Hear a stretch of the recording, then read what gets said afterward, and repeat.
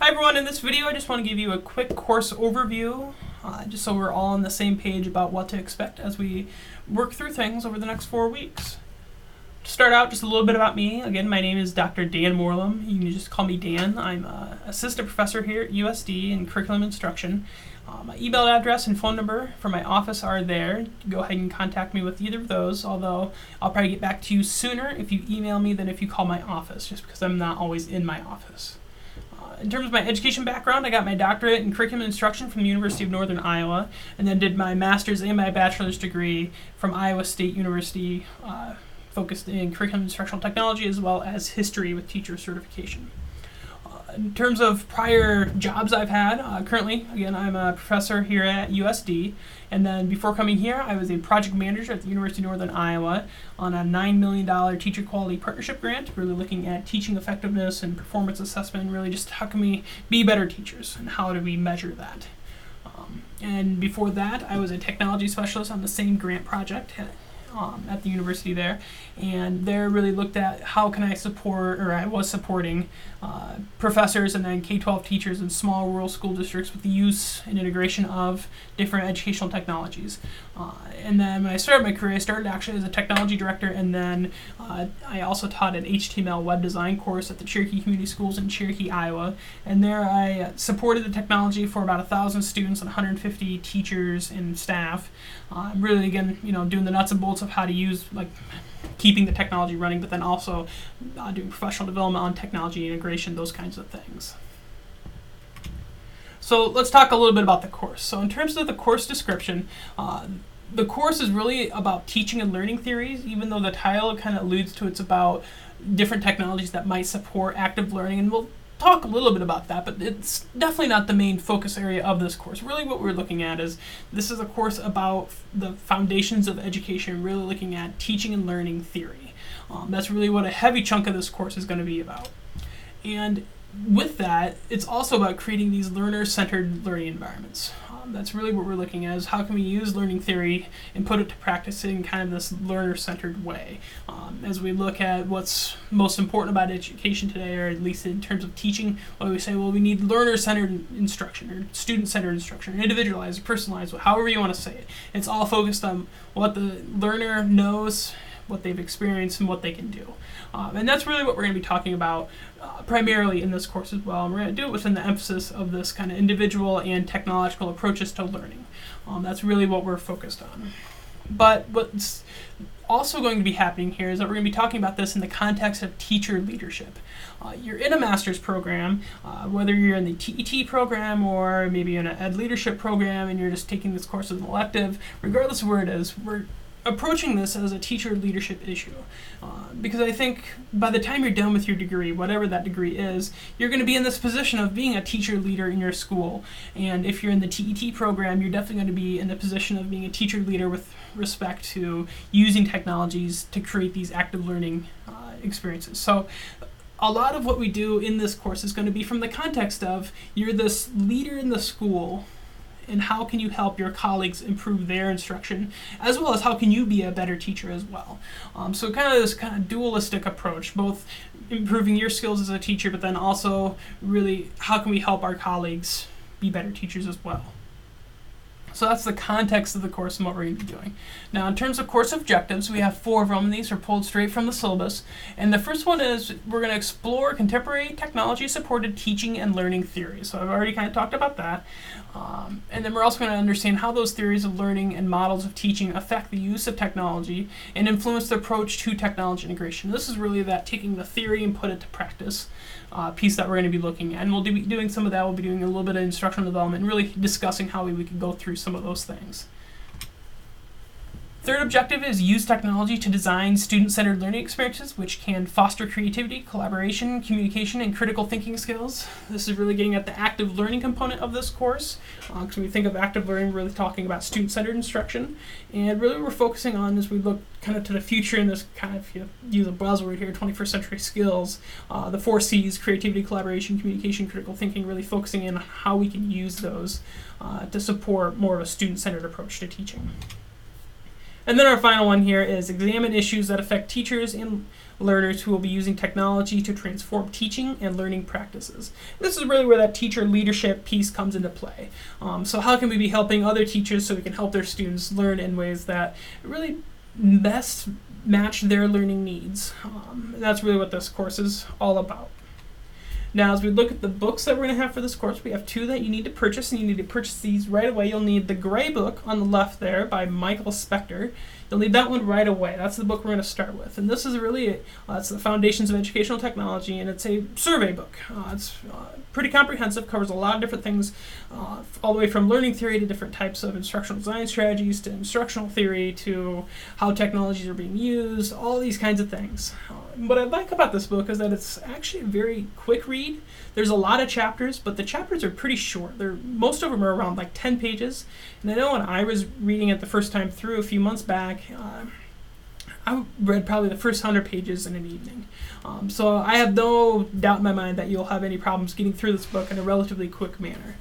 And then our second book that we'll be getting to in about the middle of the course is the Handbook of Technological Pedagogical Content Knowledge for Educators. And that's also referred to as TPAC, the Technological Pedagogical Content Knowledge. This is what I research, this is what I'm really interested in.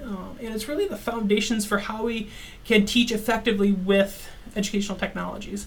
And like the TPAC acronym itself is knowledge of technology, knowledge of pedagogy or instructional strategies, and then knowledge of content such as fractions or World War II, whatever it is that you're teaching your students. And those three things all have to work together kind of in sequence with each other so that you can have some success using technologies. And when we think about how we can prepare teachers to teach with technologies, what kind of professional development they need, this book is going to be very helpful with kind of structuring some of those experiences. Certainly at a conceptual level or a theoretical level, but then also at a practical level.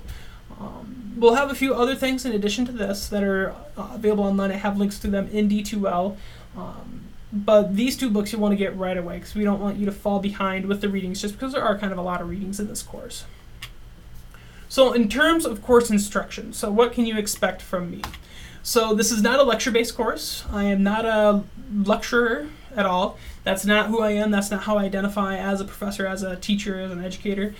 I think it's actually one of the worst ways that we can teach just by talking about it because oftentimes you lose interest and you're not paying attention, those kind of things. And that can certainly happen even more in an online course. So the way we're going to be doing it more is more hands-on approach. And the first way is this is a heavy readings course. You'll be doing a lot of readings, and because it's a foundational, more theoretical and conceptual foundations kind of course, it's heavy readings anyway. And it's really compressed since we're in a 4-week format versus a 16-week. So each week in the course is actually like 4 weeks of a normal fall or spring semester course. So there's a lot of readings. And because there's a lot of readings, you're not going to want to probably go on any long-term vacations or basically be without internet access, those kinds of things. You're going to have to dedicate some large chunk of time doing the readings, okay? Because that's how you're going to get introduced to these ideas. But then once you're introduced to these ideas, then we're going to be talking about them in groups.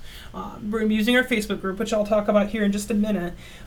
But we're going to have group discussions about what you're reading, kind of based on, I'll pose a question that everyone will respond to, and there'll be instructions of what you have to do. But it's really an opportunity for you to talk about what you're reading and what you've experienced in your own careers and your kind of your own backgrounds, and really kind of bring those together. This is where you're going to get a deeper understanding of the readings and of the course content. So it's important that you participate in these group discussions. If you don't, not only will your grade tank, but you really won't get very much out of this course. So you have to participate in the discussions. And I don't really put a minimum or a maximum number of posts that you have to have for each of the discussions, but I'm guessing it's going to be anywhere from as few as 4 to probably as many as 10 different discussion posts that you make per discussion that we have in the course. And then we also have some group collaboration that we'll be doing. We have I think it's one assignment that we have that you'll create a lesson plan and then kind of a justification statement on why that lesson plan meets the expectations that I've set forward for you. And some of you may be thinking, well, wait a minute, this is an online class. How am I supposed to work with people that don't live, even in the same town or even in maybe the same state as me? And the answer I have for you is that you're not supposed to meet up with your partners in an online course. It's just not how it's supposed to work. You're supposed to use the technologies that we have available to you to kind of facilitate that collaboration. So in this course, you'll use the Facebook group that we have to facilitate any kind of asynchronous or not at the same time kind of discussion. Might be something where you're giving updates throughout the day if you're asking questions to your group members. Just kind of like that informal if you were sitting together talking about something. Now, if you need to work together all at the same time, need to see each other, what you can use is something like Google Hangout or Skype to facilitate more of that kind of video didactic interaction that you might need. And then if you need to, as you're creating your lesson plan, you can use something like Google Docs to help so everyone can see the same document at the same time. Because just because you're online doesn't mean you still can't work with other people. And I think it's important that we still work with other people and do this kind of group collaboration, because when we look at research on collaboration and the kind of efficacy in terms of learning, that is so much higher than independent work. And that's because you're able to talk about and think more deeply about the content that you're learning and interacting with. So that's why we're doing it, because you'll learn the content at a deeper level. And really what this is all centering around is active learning itself. I'm a big proponent of doing active learning, whether it's project-based learning, inquiry-based learning, problem-based learning, whatever kind of more active learner-focused learning that we're doing. I'm a huge proponent of that, and that's what you can expect to get from me, are these experiences that are very student-centered, very much driven by you, learning by doing hands-on work. So that's what you can expect to have in this course. In terms of assignments, we have a few of them in the course. You have an introductory post that you'll do the first week, as well as you'll kind of define what you think active learning means through a concept map, and then doing a little analytical reflection with that as well. And then we'll have a discussion the first week as well that you'll complete. In terms of discussions, we have 4 total for the course. And then we have our group project, which is the active learning lesson plan and rationale assignment that we have. And then you'll do a digital story at the end, which is an individual project that you'll do. Now, for each of these, I have a assignment description in D2L. Some of them you'll be able to see right away. Some will be released as we go through the course. And the modules will be released, probably at least 2 days before the end of the current module that you're on. That way, if you get done early, you want to start working ahead, you just want to get a handle on the readings, know what kind of time you need to dedicate, kind of like that time management aspect of it. That content will be available for you a few days ahead of time. For the grading scale, it's a pretty standard scale, A, B, C, D, and F. There's no D in the course. If you get a D, you got to retake it, so it's the same as an F. But it's the 90, 80, 70 scale. There's 480 points. So as we go throughout the course, as you see me adding things into the grade book, you can kind of see where you're at in terms of your grade. Office hours, I don't have a standing schedule in the summer for office hours. Certainly if you need to meet with me, you just need to let me know, email me and say, hey, I want to meet over Skype or over Google Hangout or something like that, or just talk on the phone, however you want to do it. We'll figure it out. But I am definitely around a lot of the time. If you have questions about things, go ahead and post them to the Facebook group. That is my preferred way for you to go ahead and ask me questions, is through the Facebook group. And the reason for that is I get a lot of emails every day, probably anywhere from 30 to 50. And it's hard to sort through that sometimes to find your emails, especially if I'm looking on my phone, just quickly scrolling, and I might miss something. But on the Facebook group, I'll get a notification on my phone that says, hey, someone's posted in the Facebook group, and I can go specifically and look at that and check it out and make sure that everything's going okay. So office hours is kind of by appointment, so if you need something, you just got to let me know, and we'll meet up however you want to meet up. So the Facebook group. So I've kind of talked about this a little bit, and we have a Facebook group for this course. Now, first, the Facebook group is closed, which means that only people that I allow in will be allowed in to see what we're doing, and it'll only be the people that are enrolled in this course. So it's private in that sense. But the good thing about using a Facebook group is that we aren't like friending each other and trying to have discussions that way or anything like that. So you don't see any of my stuff, I don't see any of your stuff that's on Facebook group, and it's just kind of isolated that way. But at a more like instructional level, why I like Facebook groups is that we're going to be using them for discussions. And In D2L, there is a discussion board feature, but I generally do not like that feature. It's mainly because I never get notifications beyond the little thing in the top of the screen when you're in D2L. I never get emails or text messages, things like that. It's never been reliable the times I've tried to use it. So I want to know when you're posting because I want to read it right away and interact with you as much as I can while you're in the course. And since this is a compressed time, time format for this course, there's really not, I don't know, I just don't want to miss anything. And I think with a Facebook group, we'll have a much better chance of interacting with each other. So that's the more instructional reason why we're using it. So if you don't have a Facebook account, which some people don't, you'll need to get one, and you can use it just for this course. You don't have to friend anybody else. You don't have to do anything else with it. And when the course is over, you can go ahead and delete it. Otherwise, the link to the Facebook group is in D2L in the course homepage in the upper left. Go ahead and click that and request to join the group, and then I will add you to it, and then you can see everything that's in there as well. In terms of Firefox and Chrome, those are my two preferred web browsers for this course. If you use Safari or Internet Explorer, a lot of times those don't work very well with Google Docs for some reason, and that's what most of my assignment descriptions and the syllabus, those kind of things are. So make sure you download Firefox or Chrome, just because you won't have as many problems, or at least hopefully you won't have as many problems accessing different course documents. So do that. They're both free. I have links in the syllabus to where you can download those. And then you'll also need access to either iMovie or WeVideo. And this is for the digital story project that you'll do at the very end of the course.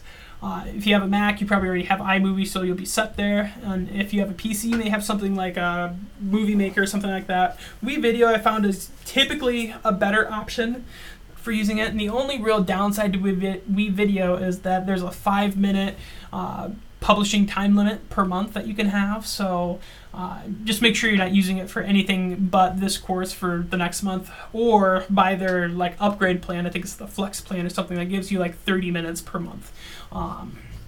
Just so you're able to meet the expectations of the assignment itself. And with that, if you have questions, please let me know. Kind of before the course starts, go ahead and just email me or post it in the Facebook group if you've gotten into that yet. Otherwise, I will see you online.